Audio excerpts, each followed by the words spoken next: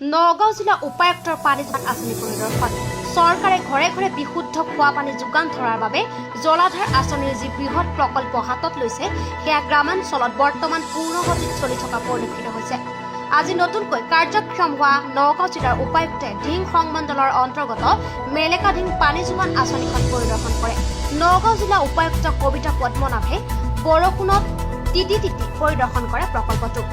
লগতে ৰাইজৰ লগতো মত বিনিময় কৰে উপায়ুক্তগৰাকীয়ে কয় যে নগাঁও জিলাত যিমান পানী যোগান আঁচনিৰ কাম চলি আছে অতি শীঘ্ৰে কাৰ্যক্ষম কৰাৰ বাবে ইতিমধ্যে বিভাগক নিৰ্দেশ প্ৰদান কৰিছে। ফিল্ড ভিজিট কৰিছে আহি মেলেকাঢিঙত কি কৰিম মই ঢিঙৰ যি ডিভিজন আছে তাৰ প্ৰায় 7-8টা স্কিমটো আজি ষ্টাৰ্ট কৰিবলৈ আহিছোঁ।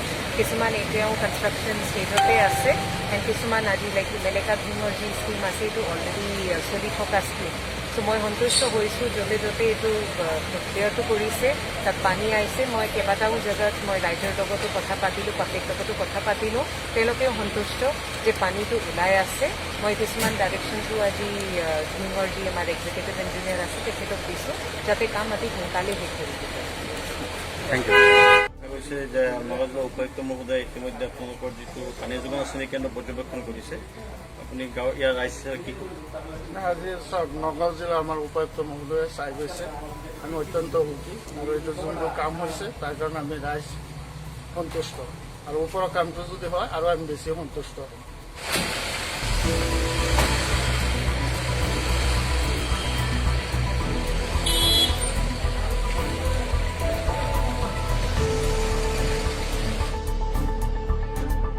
News desk report, red river times.